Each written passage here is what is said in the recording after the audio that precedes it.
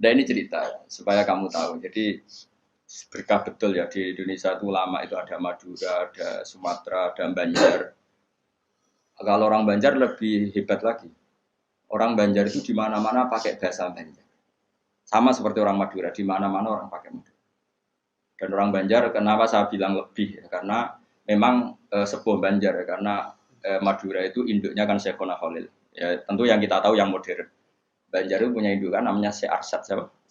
Syekh Arsad bin Abdi Somad. Syekhona Khalil itu ngaji sama Syekh Nawawi Banten. Padahal Syekh Nawawi Banten masih ngaji sama Syekh Arsad bin Abdi Somad, teman Banjar. Itu uniknya orang Banjar itu. Meskipun hidup di mana-mana pakai bahasa Banjar. Termasuk kiainya siapa yang di Kholi besar di Banjar itu? Siapa itu? Di mana? Ustadz Zaini itu. Enggak, kampungnya apa? Ijen. Sekumpul ya.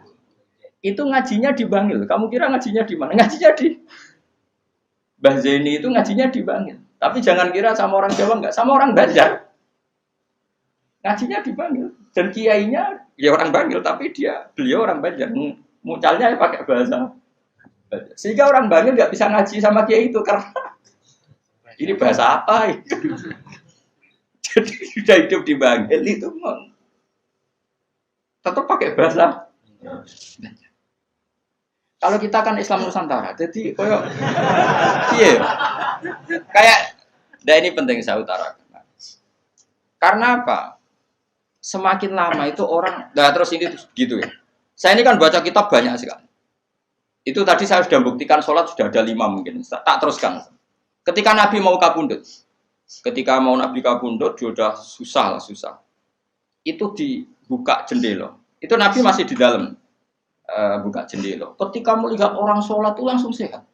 Ternyata ketika beliau sakit, orang semua di masjid tetap sholat. Masyhur kenangannya Aisyah, kenangan Sayyidah Fatimah. Fastana rawajjuh wasur rawajjuh. Nabi baru nggak sholat berdoa, semua nangipot. Ternyata aku sukses jadi Nabi, wong bersolat. Semua nangipot. Padahal beliau sakit. Sudah usi barok, sudah pakai belenggu, sudah di kepalanya sudah diasbu, sudah dimaksud, sudah di. Akhirnya apa? Nabi minta, "Cong aku gandeng, ben iso sholat." Terus dipapa itu Sayyidina Ali bin Fadl itu saudaranya Abdul bin Abbas, Fadl bin Abbas. Terus Nabi yuhada bina rajulaini dipapa Fadl bin sinten? Ali. Terus kemudian ikut sholat. Ikut jamaah masyhur, terus akhirnya Abu Bakar mundur, kemudian Nabi ngimami. Lagi-lagi Nabi bunganya itu krono sholat. Jadi semua kenangannya sahabat itu ya sholat. Karena begitu spesialnya sholat. Ini era sahabat ya, orang-orang era ini. Karena begitu spesialnya sholat, ketika Rasulullah wafat, intaqala ila rafiqil a'la. Ini dengerin betul ya, Pak. Paling tidak kita pernah punya pikiran kayak orang waras. Jadi kesuwan kayak berpikir orang waras yang ini tak tobat no. Kemudian ketika Nabi wafat, intaqala ila rafiqil a'la. Apa komentar para sahabat? Siapa khalifahnya Rasulullah? Ya orang yang disuruh Nabi sholat. Kata alasan mereka, jabatan negara itu sepele. Wong sholat sepenting itu saja Abu Bakar sing kon dadi imam. Saya ulang lagi cara berpikir sahabat. Jabatan presiden, jabatan khalifah itu cemen. Wong urusan dunia wae.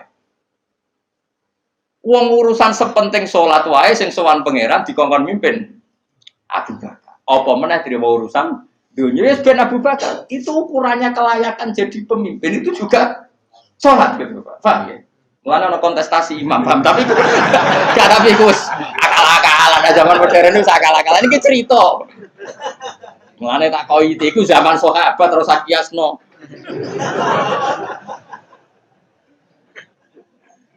Tapi sampean pernah dengar toh ketika sahabat milih Abu Bakar alasannya apa? Karena Abu Bakar ditunjuk ngimami sholat. Terus pikiran mereka sholat sepenting itu saja oleh Rasulullah diridakno dipimpin Abu Bakar. Ya sudah khalifah Abu Bakar. Kayak apa urgensinya sholat sampai semuanya rujukan. Terus Nabi juga ngendikan, "Somben jong kowe nek ning mahsyar iku amaliyane ora pati dihisab. Pertama dihisab iku sholat. Terus sholat menawa Allah liyane gampang. Lagi-lagi sholat yang dipuji. Tapi sekarang orang Islam modern itu koyo LSM. Jadi pikirannya itu gimana supaya orang kaum marginal itu sing ndi ora supaya ke tengah. Berarti koyo pemain bal, itu rumus-rumusnya kok pemain bal. Orang yang termarginalkan supaya di tengah. Orang-orang miskin itu bisa dibasmi. Oleh basmi piye malaikat Mikail ora kepen rezekine ngentekno.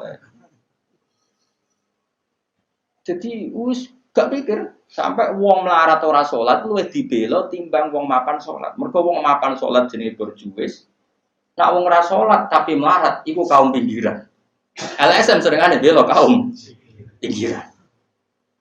Padahal iso wae Allah ngukum wong ora salat rezekine angel. Sing sering salat diparingi barokah uripe rezekine jembar. Tapi sebagian wong-wong LSM ya ora kabeh tapi kakean sing ngene iki, paham ya? Sing salat mapan nggo mobil dianggap berjuwis, anti sosial. Sing ra salat terus Allah ngukum melarat, tetep dibela-bela mergo napa marji. Ngene kejogeman melok ngono niku iku wong Islam.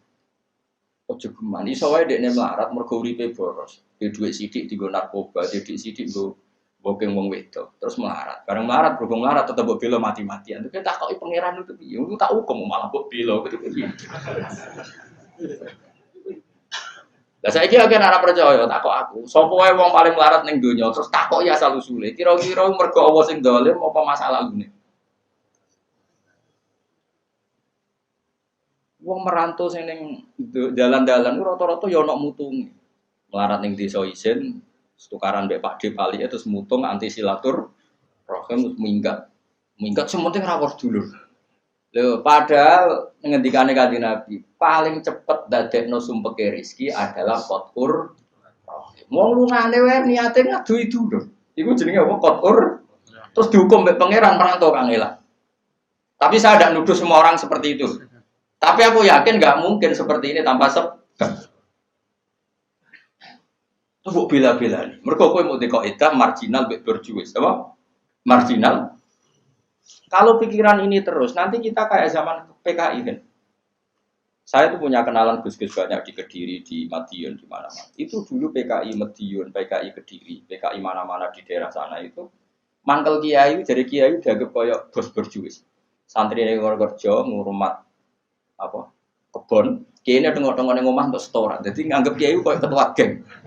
Mergo kiai ini ning omah tengok-tengok mulang. Engko santrine ngurusi kelapane, ngurusi panenane terus disetor. Nah, makanya darane kiai ketua geng. Terus sing dekne ku bilang kaum apa? Melarat. Mergo melarat itu kangelan. Akhirnya gerakan sama rata. Itu korban pertama PK.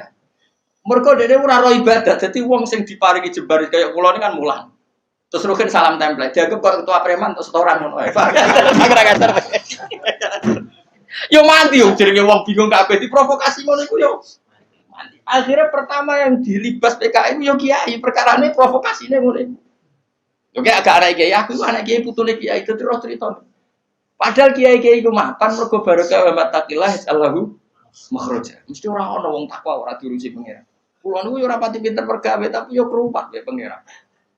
Umum yang kaji kulo yo kaji. Umum yang Pak Yurabi yo Yurabi. Cara aku butuh wae untuk akeh cuma yo. Pokoke gampang kabeh cara gelem. Cuma iki kan njogo toleransi. Sampai wong ora payu-payu yo. Saya tuh pernah gitu ngisi seminar di Madura di Bata-Bata di sana. Pondok paling besar di Madura namanya termasuk pondok paling besar itu Bata-Bata sama Gus Yofur. Itu cerita gini, Gus kalau di sini orang alim, kalau ingin nikah gampang, dikasihkan, masih dikasih uang sama calon mertua. Kalau Anda ingin, nanti pulang bisa bawa langsung. Ini Madura, negara Islam.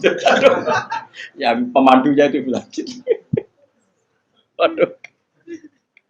Aku ngaku kesuwen dari Kiai Jawa Tengah. Kesuwen ratau roh ngono-ngono iku.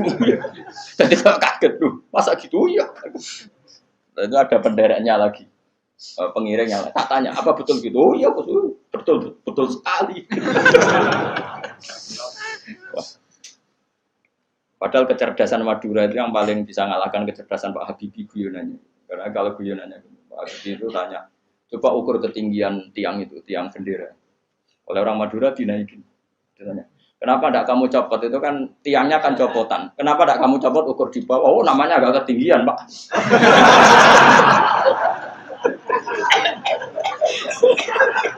Makanya gue nanya, Ya itu guyonan. Habib itu belum pernah debat kalah kecuali ngadu orang.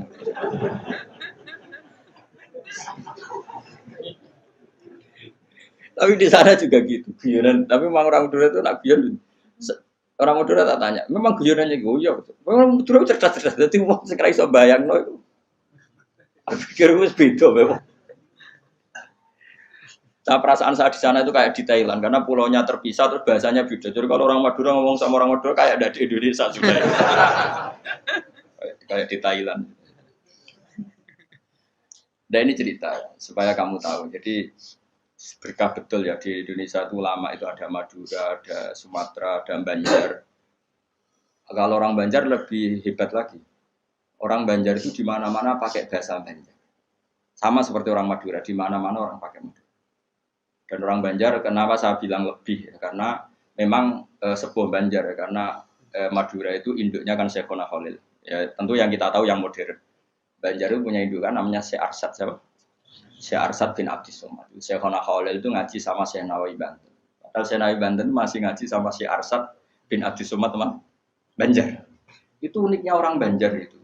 Meskipun hidup di mana-mana pakai bahasa Banjar. Termasuk kiainya siapa yang di Kholi besar di Banjar itu? Siapa itu? Di mana? Ustadz Zainil itu. Enggak, ke kampungnya apa? Ijen. Sekumpul ya. Itu ngajinya di Bangil. Kamu kira ngajinya di mana? Ngajinya di Mbah Zaini itu ngajinya di Bangil. Tapi jangan kira sama orang Jawa enggak, sama orang Banjar. Ngajinya di Bangil. Dan kiainya ya orang Bangil tapi beliau orang Banjar. Mucalnya ya pakai bahasa Banjar. Sehingga orang Bangil enggak bisa ngaji sama kiai itu karena ini bahasa apa itu? Jadi sudah hidup di Bangil itu tetap pakai bahasa Banjar.